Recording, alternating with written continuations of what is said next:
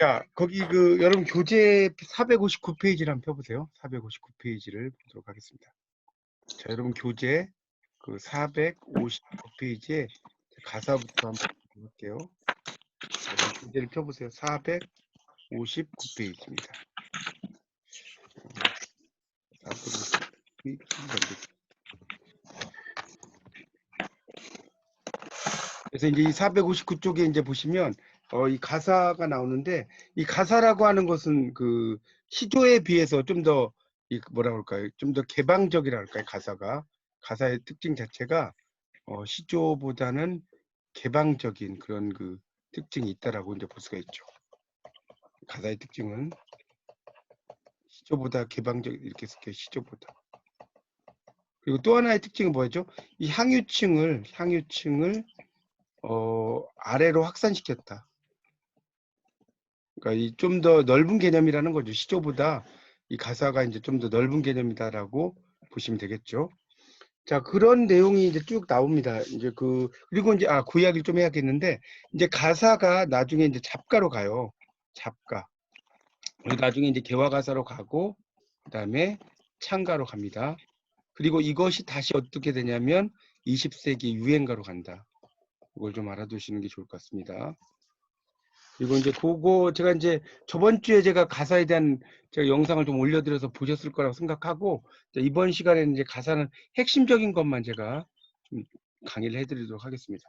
자, 460페이지에 이제 보면 460페이지에 뭐 이제 가사 장가의 범주 두 번째 줄. 그러니까 가사는 장가라고 한다는 거예요. 긴 노래니까. 장가라는 것은 긴 노래거든요. 그러니까 이게 가사를 가리킨다는 거고요. 그래서 이제 뭐 여러 작품이 있는데 특히 이제 세 번째 줄에 보면 관동별곡, 삼위인곡, 송미인곡, 장진주사. 거기 밑줄 좀 쳐놓으세요. 세 번째 줄에 관동별곡, 삼위인곡, 송미인곡, 장진주사. 이게 이제 대표적인 가사의 종류고요. 그 다음에 이제 그래서 고려 시대에 이제 그런 경기체가가 있었잖아요. 여러분 공부하셨다시피 이 경기체가가 일종의 이제 어떤 가사의 싹이었다는 거예요. 가사의 싹. 거기 첫 번째 단락이 460쪽에 밑에서 둘째 줄에 맹아적이라는 뜻입니다. 한자. 그거 좀 써놓으세요. 맹아적. 이 맹아라는 게 싹이란 뜻이에요. 싹. 요 맹자가 쌍맹자거든요. 밝을 명자에 풀초자 있는 글자가 싹맹. 그다음에 이 아자도 싹 아자예요. 싹 아자. 싹 아자입니다. 그래서 이 맹아란 말을 좀 알아두시고요. 그다음에 이제 상춘곡이 나오죠. 그 밑에 위에서 네 번째 줄. 이거 아주 유명한 작품입니다. 상춘곡. 봄을 감상하는 노래. 상춘곡. 그리고 이제 정극인이 나오죠. 정극인. 그러니까 이게 정극인의 상춘곡의 특징이 뭐였죠? 최초의 양반 가사. 최초의 양반 가사. 여러분 정극인의 상춘곡 하면 최초의 양반 가사가 바로 이렇게 나오셔야 됩니다. 이 상춘곡을 모르면 이게 국문학을 공부했다고 할 수가 없어요. 자, 461쪽으로 이제 가면 물론 이제 두 번째 줄에 서왕가 같은 경우도 있었고 또는 승원가 같은 경우 있었지 않습니까? 이런 것들은 다 뭐였죠? 포교 가사. 불교에 관련된 포교 가사라고 그랬죠. 자, 461쪽에 위에서 한 6째 줄 정도의 밑줄 치세요. 정극인의 상춘곡을 가사에 효시로 보나 그것의 발생 시기를 조선 초기로 잡으려면 서왕가를 비롯한 일련의 작품이 나홍화상의 것이 아니라는 증거가 있어야 할 것이고, 아울러 상춘곡처럼 잘 정제된 작품이 어떻게 갑자기 나올 수 있는지도 증명되어야 할 것이다. 이렇게 나오죠. 그러니까 이 포교 가사가 고려 말에 나왔는데 갑자기 조선시대에 가서 이 정국인의 상춘곡이 나왔다는 거예요. 그런 이야기입니다. 정국인의 상춘곡이 나오려면 이제 그런 것들에 대한 어떤 것들이 있어야 된다는 것이고, 자, 두 번째 단락의 셋째 줄에 보세요. 가사는 주로 음악적인 성격이고 가사는 문학적 관련다. 거기 보면 이렇게 말씀 언변에 이렇게 들어가 있는 거, 이것은 음악이라는 거예요. 그리고 이렇게 이제 실사자 이렇게 막 써가지고 생긴 거 있죠. 요것이 뭐냐? 문학이라는 거예요. 둘 다 가사인데 문학적인 특징을 그러니까 다 마찬가지인데 문학은 여기다 포커스를 두고 가사는 이거다 이렇게 이해하시면 되겠습니다. 됐죠? 그 다음에 이제 승원가 이런 이야기는 아까 했으니까 그냥 넘어가겠습니다. 이거는 그런 거 넘어가고 463쪽을 가보시면 463쪽의 두 번째 단락의 셋째 줄 가사의 유래에 대한 견해를 보면 거긴 밑줄 좀 치세요. 경기체가 기원설 악장기원설, 한시현토기원설, 그다음에 시조기원설, 그다음에 교술, 민요기원설 등이 있죠. 쫙 밑줄 치세요. 그러니까 경기체가에서 나왔다, 악장에서 나왔다, 한시에서 나왔다, 시조에서 나왔다, 뭐 이런 이야기입니다. 또 교술 민요, 그러니까 민요에서 나왔다. 여러 설이 있다는 거예요. 이건 말 그대로 설입니다. 그 뒤에 나오는 뭐 어쩌고 저쩌고는 읽지 마세요. 이건 읽을 필요 없습니다. 넘어갈게요. 그냥 넘어가고 466쪽에 이제 가면 이제 가사의 개념이라고 하는 것이 나올 거예요. 그러니까 가사라는 것은 결국은 466쪽입니다. 가사의 개념이라고 나오는데 이 가사라는 것은 결국은 뭡니까? 시조를 길게 늘어뜨리는 거죠. 시조를 길게 늘어뜨리는 거. 맞죠? 왜? 3사, 3사가 계속 이어지잖아요. 가사라는 것은. 시조를 좀 더 길게 늘어뜨린다는 것이고, 거기서 이제 특히 중요한 것은요, 거기 467쪽에 한 5째 줄 정도 끝에 보세요. 특히, 거기 밑줄 치세요. 특히. 시가로 자리매김하면서 작가층과 향유층을 넓게 확보했고, 여가의 공간에서 유흥을 목적으로 지어지고 향이 드는 시조와는 달리 가사는 사대부가 직면할 수밖에 없는 정치적 삶과 성격이 다른 강호의 삶을 노래했다. 뭐 이런 말 있죠? 거기다 쫙 밑줄 쳐놓으세요. 그러니까 가사는 강호에서 어떤 즐기는, 물론 시조도 강호에서 즐기는 것을 이야기하긴 하지만 가사가 훨씬 더 강호의 삶을 좀 더 많이 이야기했다. 이런 정도로 이해하시면 될 것 같습니다. 뒤에 뭐 가사의 어쩌고 저쩌고로 넘어가고요. 가사의 문학사적 위치가 이제 471쪽에 나와요. 자, 472쪽으로 넘기겠습니다. 472쪽으로 넘기시면 여기서 좀 중요합니다. 자, 첫째 줄, 첫 번째가 작가층의 변모 밑줄 쫙 주세요. 작가층이 변모. 첫째 동그라미 쳐놓고 작가층이 변모한다는 거예요. 작가층. 그래서 자, 처음에는 아까 계속 나왔던 거죠. 승려. 뭐 했어요 아까? 서왕가, 승원가. 라고 그랬죠. 두 번째 줄에 포교 목적. 이렇게 가다가 점점 넓혀갔다. 이런 이야기고요. 자, 두 번째 단락에 보시면 또 하나는 이런 말이 있을 거예요. 두 번째 단락 첫째 줄. 내용의 다양성 동그라미처럼. 내용이 다양하다. 이게 또 중요합니다. 그래서 거기서 한 8줄 정도 쭉 내려와 보세요. 내려오면 유배, 전쟁, 우리말이니까 찾으실 거예요. 현실 비판, 규원부터 쭉 해서 애족 등의 주제로 나타나면서 다양성을 확보하게 되었다. 뭐 이런 말이 있을 거예요. 있죠? 유배가 왔어요. 전쟁. 연행은 뭐냐면 중국의 사신으로 가는 거예요. 연행. 이 연자가 제비 연자거든요. 그러니까 중국의 모양이 이제 제비 모양이다 해서 연행록이라고 하는데 중국의 사신으로 가는 거예요. 그리고 현실 비판 규어는 부녀자의 이야기죠. 아녀자의 부녀자의 원망 뭐 이런 뜻이죠. 우리말로 번역한다면. 이게 규원이고요. 문화, 추능, 봄의 흥이겠고 애정, 기행 뭐 이런 건 아실 거고요. 자, 그 다음에 473쪽이 두 번째 단락 보세요. 세 번째로 볼 것이 형식적 특성 동그라미. 형식적 특성이다. 형식적 특성이다. 그래서 거기서 4줄 내려가면 근데 이제 조선 초기에 들어와서 사대부에 의해서 수용되면서 서정성을 확보할 수 있는 대련과 3단 구성, 그다음에 사구 8명의 형식을 갖춰서 새로운 국문시가에 장을 열었다. 자, 대련이라는 것은 그러니까 대꾸하고 비슷한 거예요. 대꾸. 앞에 있는 거하고 연이 이제 대한다는 거고 3단 구성은 서사, 본사, 결사 이렇게 써놓으세요. 가사가 3단 구성이다. 서론 부분. 그러니까 서사가 뭔지 모르겠다. 서론, 본론, 결론이에요. 우리가 쉽게 말하면. 그걸 이제 서사, 본사, 결사니까 3단이고 사구팔명은 제가 시조에서 이야기했죠. 시조에서 이야기했습니다. 어차피 시조가 길게 늘어진 거니까. 그건 넘어가겠고. 자, 474쪽 보세요. 474쪽 가사와 이제 민요에 집중적으로 나타난다는 거예요. 대련의 표현 나오죠. 15야 밝은 달은 구름 속에서 놀고 20안짝 큰 애기는 내 품 안에서 논다. 그러니까 위에 있는 것과 밑에 있는 것이 어때요? 대꾸를 이루죠. 대련이 뭔지 모르겠다. 대꾸와 같은 거예요. 대꾸. 그 다음에 이건 상춘국의 아주 유명한 말이죠. 공명. 국이 공명도 날 끼우고. 여러분 끼우고가 뭔지 아세요? 끼우고. 이 꺼리고예요. 꺼리고. 공명도 날 꺼리고 부기도 날 꺼리니 청풍명을 밖에 이건 어떤 벗이 있사올고 있겠는가 어떤 벗이 있겠는가 이런 정도로 해석이 됩니다. 결국은 그러니까 이제 재밌는 것은 이 가사라고 하는 것이 3단 구성이라고 그랬잖아요. 자, 474쪽의 마지막 단락의 첫째 줄 보세요. 청신, 오신, 송신이라고 하는 게 있죠. 이게 뭐냐? 이게 무가라고 써있어요. 무가. 무당의 노래. 무가의 3단 구성인데 청신, 신을 불러요. 청이라는 건 부른다는 거, 그러니까 신을 부르는 거예요. 자, 오신은 뭐예요? 신과 즐기는 거죠. 송신은 뭐예요? 신을 보내는 거예요. 무당에 이제 구슬을 하는 거 보시면 막 이렇게 신을 부르잖아요. 방울을 막 이렇게 흔들면서. 그래서 이제 신이 들어와요. 그럼 내가 신과 한 몸이 되는 거죠. 그렇죠? 그래서 막 작두 타고 막 그러잖아요.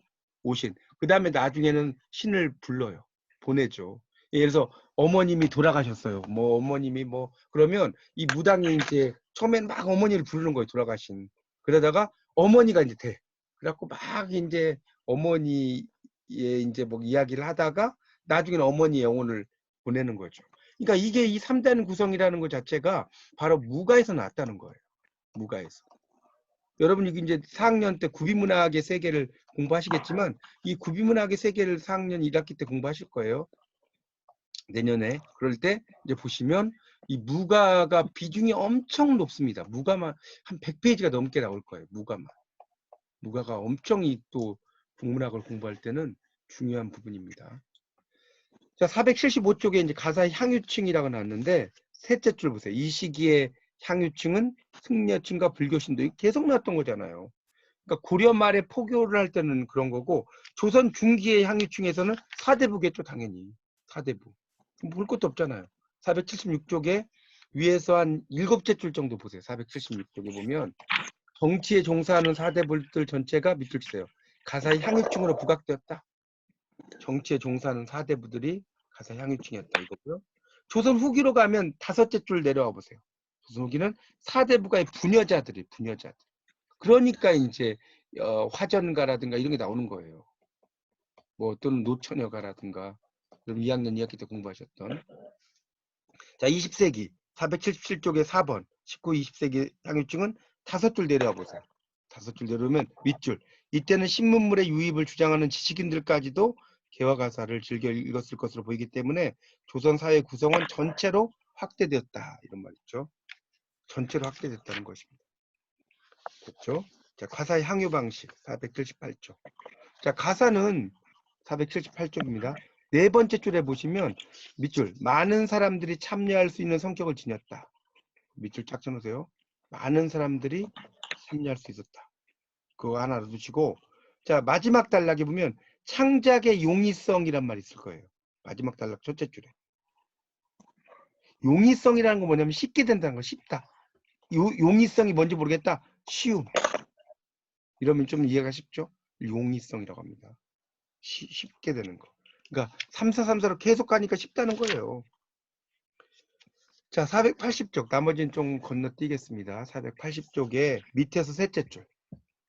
보면 기생이 창으로 부르는 삼인곡을 듣고 지은 시, 또 송순이 지은 것으로 면왕정가로 보이는 무등장가를 창기와 무녀들에게 가창하게 했다는 기록이 남아있다. 이런 말 밑줄 주세요. 그러니까 결국은 창기라는 건 뭐냐? 창기. 노래에 장기가 있는 기생이에요.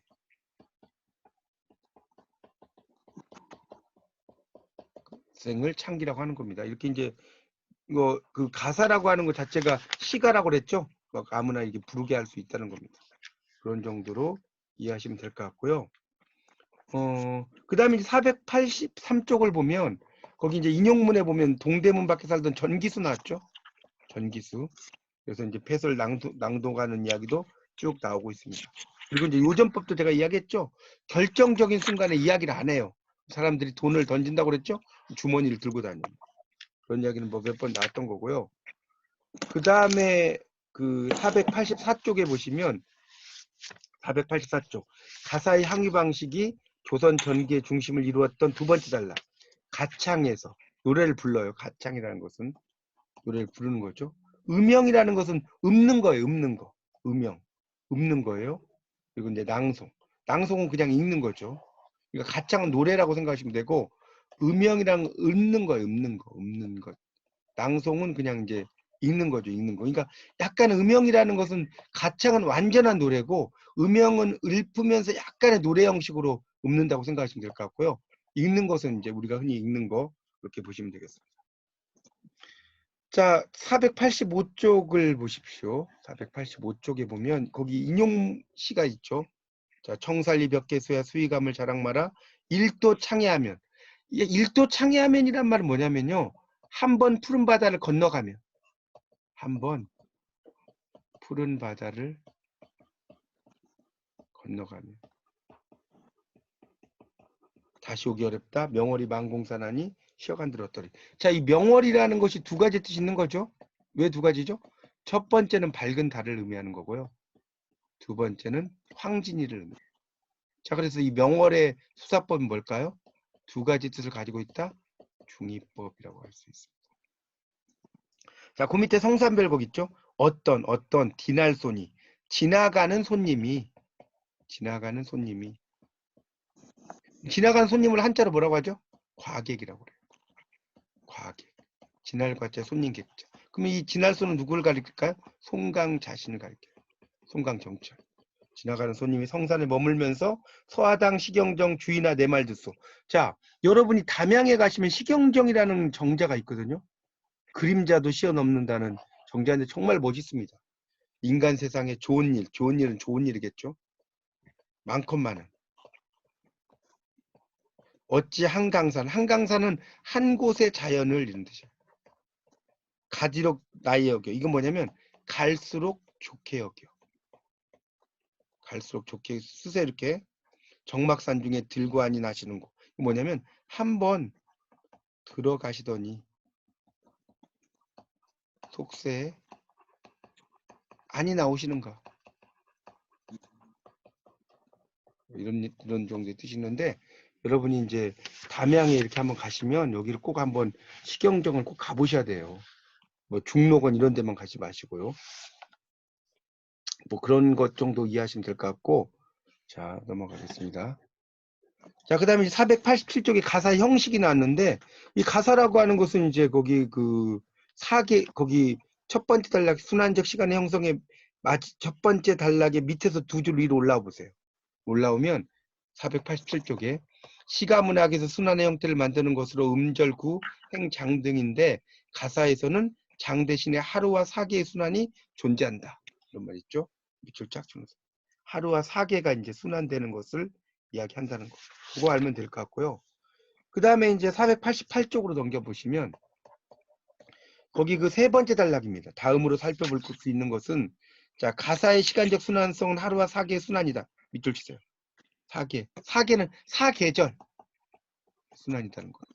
그래서 거기서 세 줄 내려오면 조선 전기 양반가사의 대표적 작품이라고 할 수 있는 면왕정가나 성산별곡, 삼위인곡, 관동별곡 등을 보면 하루의 순환과 일년의 순환이 작품에서 매우 중요한 구실을 하고 있다. 이런 말 있죠. 하루의 순환과 일년의 순환이 작품 속에서 매우 중요한 역할을 하고 있다. 자, 밑줄 쫙 펴놓으세요. 이렇게 이해하시면 되겠습니다. 자, 489쪽으로 넘어가면 3단 구성과 결사 형식이 나왔죠. 그래서 이제 거기 보면 이건 아까 설명드렸잖아요. 청신, 오신, 송신. 자, 이게 뭐가 같다? 서사, 분사, 결사. 자, 이거는 뭐다? 무가다. 이건 뭐다? 가사다. 자, 그러니까 이게 자체가 무슨 구성이다? 3단 구성이다. 그런 이야기 했으니까 그 정도만 알면 되겠고요. 대련, 490쪽에 대련. 이건 대꾸하고 같다고 그랬죠? 자, 491쪽에 보면 이제 가사들이 쭉 나오죠. 491쪽을 보세요. 거기에 이제 면왕정가, 성산별곡, 강촌별곡, 원근, 멀고 가까운 창애, 이 푸른 절벽이라는 뜻이에요. 창애라는 것은 푸른 절벽입니다. 절벽 해자거든요. 머문 것도 하도 할자. 머문 게 많기도 많구나.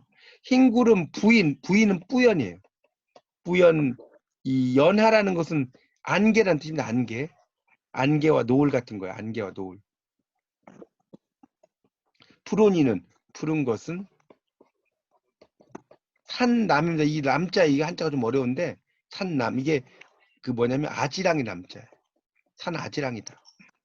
그래서 천 이게 이제 바위 암자거든. 천암만학을 수많은 바위와 이 학은 골짜기 학자거든요. 수많은 바위와 그 수많은 골짜기를 자기 집으로 삼아두고죠.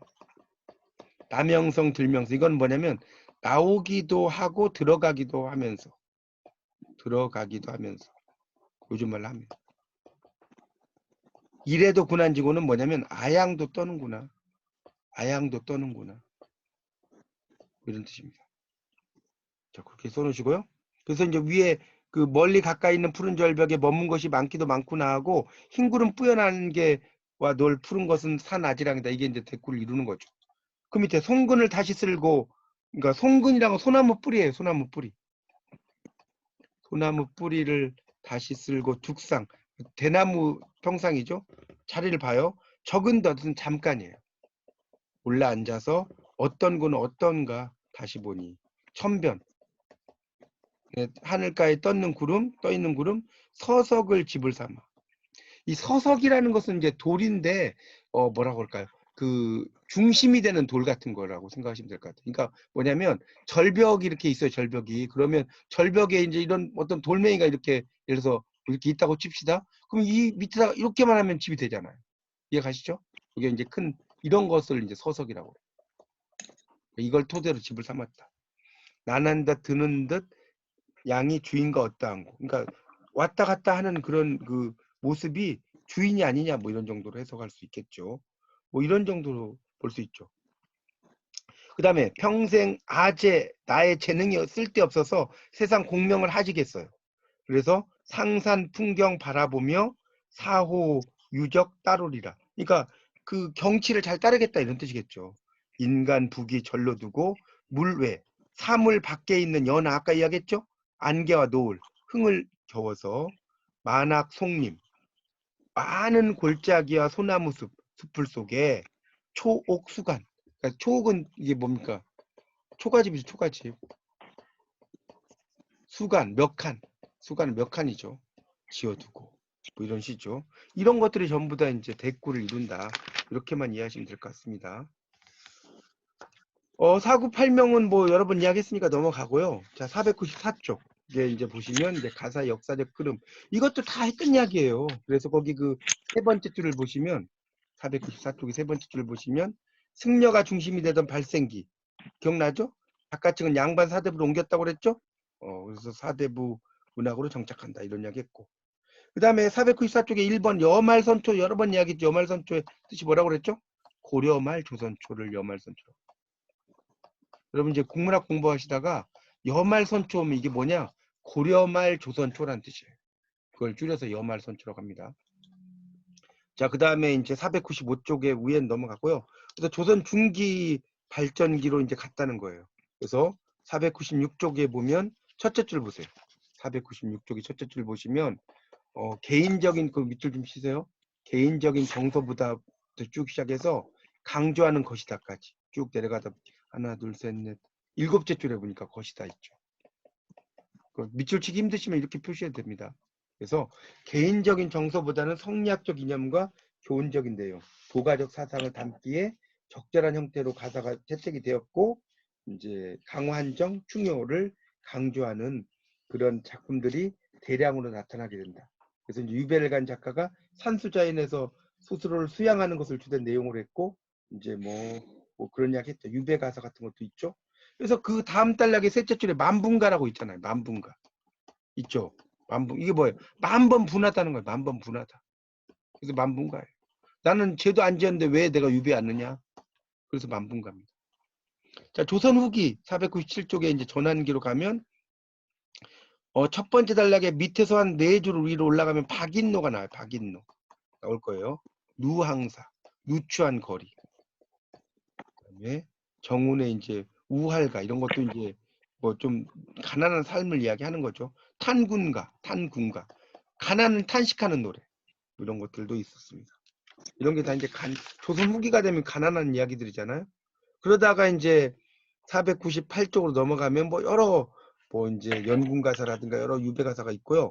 498쪽에 이제 밑에 가면 조선 말기의 전환기의 가사라고 나올 거예요. 거기는 5줄 내려와 보세요. 5줄 내려오면 청나라 거기서부터 밑줄 쳐보세요. 고증학의 영향으로 실증적인 학문이 뿌리를 내리기 시작했고 서학이라 불리는 천주교가 이제 쭉 했고 동학이 나타났다. 이런 말 했죠. 그래서 이제 동학이 나타나는 시기다. 요것만 알면 돼요. 여기 뭐 밑에 뭐 작품까지 알 필요 없고요. 그 다음에 이제 500페이지 넘겨보시면 19세기, 20세기. 그래서 자, 5번 19세기, 20세기 세태기 가사. 이거는 애국가류의 작품이라고 써놓으세요. 애국가류의 작품이 등장해요. 이때는. 그래서 그 네 번째 줄에 보면 애국의식 고치 밑줄 치세요. 다섯째 줄에 개화가사 밑줄 치세요.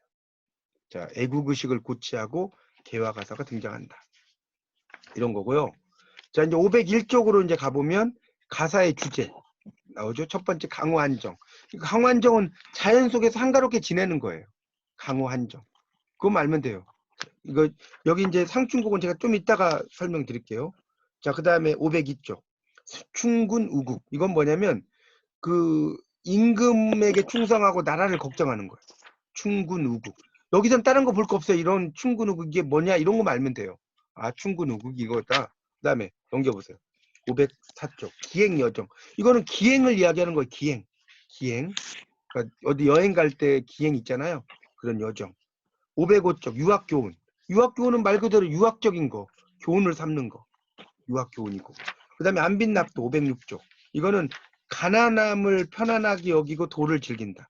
안빈납도 가난함을 편안하게 여기고 뭐라고요? 도를 즐긴다. 그 다음에 508쪽 신세한탄. 말 그대로 신세를 한탄하는 거죠. 내 신세를 한탄하는 거. 신세한탄. 그 다음에 511쪽에 보면 현실 비판.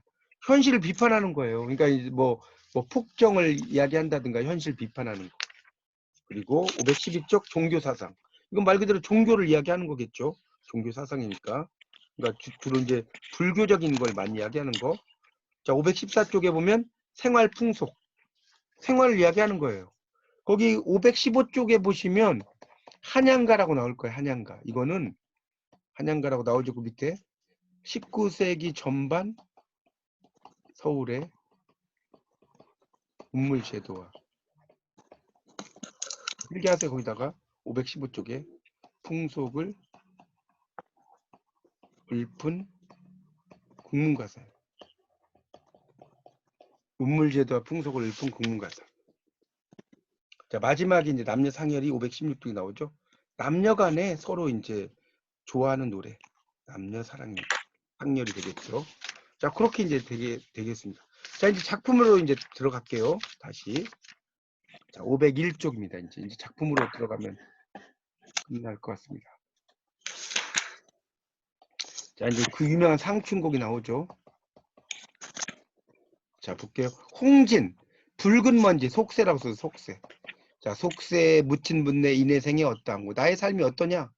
내 사람, 옛사람, 풍류를 미칠까 못 미칠까? 미칠 것인가, 따를 것인가, 쫓을 것인가, 못 쫓을 것인가? 거기에 미칠 것인가, 못 미칠 것인가?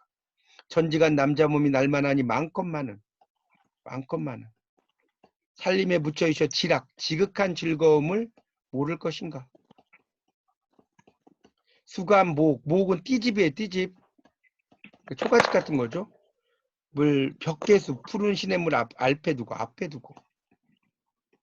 자, 이걸 저기서 써놓으세요. 우리가 뭐라고 하죠? 배산임수. 산을 뒤로하고 물이 있다. 풍수지리에서.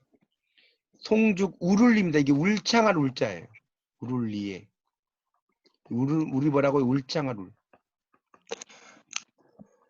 여러분, 울릉도 할 때 울릉이 왜 울릉도예요? 속이 울렁거려서 울릉도가 아니에요. 울창한 능선이 있다. 그래서 울릉도예요. 울창한 능선이 있는 섬. 울릉도. 이 글자가 이제 울창하다는 뜻도 있고요. 글자 보면 정말 답답하게 생겼죠, 글자가. 그래서 이게 답답할 울이라고 있기도 합니다. 그래서 송죽 우를리에 풍월 주인 되셔라. 바람과 달의 주인. 그러니까 화랑이 풍월 주잖아요. 풍월 주. 바람과 그 달의 주인이라고 해서. 그 다음에 이거 아까 했죠. 공명도 날띄우고 부기도 날거리니 청풍명월리 어떤 벗이 있사올 거. 단표누항에. 자, 단표누항이라는 건 뭐냐면 단표. 일단사 일표음. 한 바가지의 물과.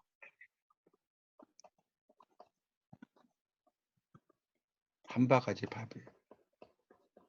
이거면 충분하다는 거예요. 1단사 1표음이라는.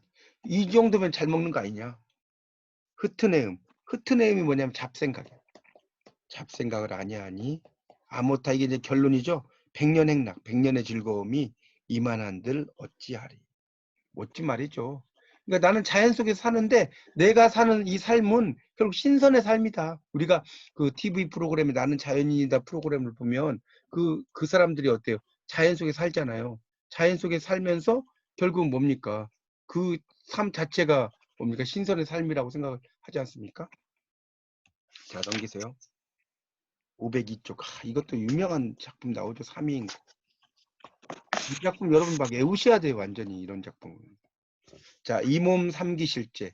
이 몸이 생길 적에 생길 때 님을 쫓아서 생기니 한생 한분. 그러니까 이게 천생연분이라는 뜻이에요. 하늘 모를 이런가. 나나 젊어 있고 이매나 날 계시니. 나는 젊은데 이미 날 사랑하시니. 이 마음 이 사랑 견줄 데가 없다. 평생에 원한데 한 대 내자, 한 대 지내자 이런 뜻이에요. 하였더니 늙거야 무슨 일로 외워두고 그리난고. 그러니까 홀로 두고 그러하는가. 홀로 두고 그리난고. 그리워하는가. 엊그제 님을 매셔 광안전에 올랐어. 그러니까 이건 뭐예요? 결국은 내가 임금님 밑에 있었다는 소리예요. 그랬는데 올 적에 그더대 어디하여 그러다가 어째서 하게 인간 세상 내려왔느냐. 유배 왔다는 소리예요. 유배. 올 적에 비스머리 얽힌 게 3년이에요. 치분, 연지분이에요. 연지분을 이거 요즘 말로 하면 뭡니까? 이 분이죠. 가루분이죠. 분첩. 있지만 누구를 위해서 고의할 것인가? 누구를 위해서? 마음에 맺힌 시름. 이건 시름이죠. 시름. 첩첩이 쌓여. 이 첩첩이라고 써보세요. 첩첩이 쌓여 있어서 진난이 한숨이요 디난이 눈물이라. 짓는 것이 한숨이고 디난이 떨어지는 것이 눈물이다. 인생은 유한한데 시름도 그지없어요. 무심한 세월은 무르르듯 해요. 염량이라고 하는 건 뭐냐면 염량. 더운 것과 추위, 더위와 추위라고 생각하시면 돼요. 더위와 추위가 때를 알아 가는 듯 다시 와요. 가는 듯 다시 돌아오니 듣거니 보거니 느낄 일이 많기도 많구나. 느낄 일이 많기도 많다. 하나도 12때 한 달도 30날. 오른쪽입니다. 자, 적은 덧 갑자기 생각나서 이 시름을 잊자 하니 마음에 맺혀 있어. 골수에 깨쳐 있어요. 깨쳐시니 편작은 아주 뭐냐면 아주 유명한 의사라고 생각하시면 돼요. 유명한 의사. 요즘으로 말하면 명의죠. 명의가 열이지만 이 병을 어떻게 고치겠느냐. 상사병이니까. 오와 내병이야 이님의 탓이로다. 차라리 시어디어 범나비가 되고 싶다. 꽃나무 가지마다 간대 족족 가는 곳마다 다니다가 향기가 묻은 날개로 님의 옷에 올물이라 내 이 향기를 옮겠다는 거예요. 님이야 날인 줄 몰라도 내가 님을 쫓으려 하노라. 그러니까 내가 차라리 이미 날 몰라주니까 난 범나비가 돼가지고 꽃나무 가지마다 간 곳 다니다가 향 묻은 날개를 가지고 임의 옷에 옮기겠다. 임은 나인지 몰라도 나는 임을 알겠다. 멋진 거 아닙니까? 그런 이야기고요. 그 다음에 이제 505쪽의 유학교원 같은 경우는 인으로 길을 삼고 오륜으로 집을 삼아요. 이 길을 잃지 말고 저 집으로 이제 간다는 거. 이런 식으로 인으라든가 이런 걸 계속 이야기하는 작품이 이제 이 뭐랄까요? 작품이죠. 권선지로가 506쪽에 나오죠. 자, 그래서 이제 506쪽에 나오는 이 권선지로가는 거기서 써놓으세요. 권선지로가. 이 권선지로가는 뭐냐면 세태를 걱정하고 그다음에 윤리와 도덕을 권장하는 가사죠. 그런 권장하는 내용의 가사다. 이 정도 이해하시면 될 것 같고요. 그 다음에 나오는 게 누앙사인데 이 누앙사는 여러분이 그 뭡니까 2학년 2학기 때 공부를 하셨던 거예요. 공부를 했죠.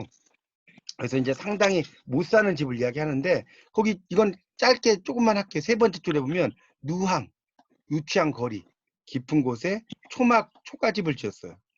자, 풍조 우석이죠. 아침에는 바람이 들고 저녁에는 비가 와요. 썩은 잎에 썩은 집이 잎인 썩은 집이 땔감이 돼요. 이런 뜻이에요. 땔감이 된다는 거예요. 그래서 서우밥 닷없죽에 연기가 많기도 많아요. 연기가 많기도 많아. 서우밥인데 닷없죽을 하는 거죠. 그런 이야기입니다. 그래서 설대인, 덜 데운 이게 숭냉인데 우리가 숭늉이라는 게 숭냉에서 나온 거 아세요? 이게 한자 숭늉으로 뭡니까? 빈배 속일 뿐이다. 생일 뿐이다는 것은 빈배를 속일 뿐이다. 빈배를 속일 뿐이다. 생에 이러하다 하여 내 삶이 이러하다 하여 장부 뜻을 옮길런가? 장부의 뜻을 바꿀 수 있는가? 장부의 뜻을 바꿀 수 있는가? 안빈 일념 가난에 처해서도 평안한 마음을 적을망정 품고 있어. 가난에 처해서도 평안한 마음을 내가 적을 만큼 품고 있다. 뭐 이런 식으로 이제 이야기를 하는 거죠. 그 다음에 이제 그 밑에 딸락이 보세요. 중략 밑에. 있으면 죽이요. 없으면 국물망정, 굴물망정. 남의 집 남의 것은 전혀 부러워 말렸으라. 전혀 부러워 마라. 부러워 마라. 내 빈천, 가난함, 스리 여겨, 싫게 여겨. 손을 내다 물러가며. 이거 뭐예요? 손을 내줘서 쫓아 보낸다고 해서 물러갈 것이냐. 내 너 가난, 빠이빠이 한다고 가난이 물러갈 것이냐. 빈의무언을 어렵다 하건만 가난하지만 원망하지 않는 거 이걸 빈의무언이라고. 가난하지만 원망하지 않는 거 이렇게 써놓으세요. 이것을 어렵다고 하건만은 넘겨보세요. 내 생에 이러하되 서러운 뜻은 없노외라. 내가 서러운 뜻은 없다는 거예요. 단사표음을 이도좋기 너기르라. 아까 이야기했죠. 한 바가지의 물과 한 바가지의 밥을 먹어도 이건 이 정도면 난 행복하다는 거예요. 요즘에 뭡니까 이 밥 먹으라고 해서 뭡니까 그냥 숭늉 찬물에다가 밥 줘봐요. 안 먹죠 애들. 이것도 밥이냐고 안 먹죠. 근데 옛날에는 이거는 아주 부자들이 먹는 거죠. 그러니까 그 죽을 해가지고 이제 막 연기는 엄청나게 나는데 이제 부부가 이렇게 먹으려고 한 거예요. 그러니까 뒤에 막 그 애들이 막 대여섯 명이 기다리고 있어. 그런 이야기도 나오거든요. 이 누앙사에 보면. 그러니까 그런 것들을 이제 쭉 이야기하는 작품이 이 작품이고 그 다음에 이제 뭡니까 화전가 이것도 공부했잖아. 화전가 1년에 한 번만 부녀자들이 이제 놀러 나간다고 그랬잖아요. 이제 놀이에 소용되는 준비물은 다 남자들이 만들어 가지고 가는 그런 이야기가 되겠죠.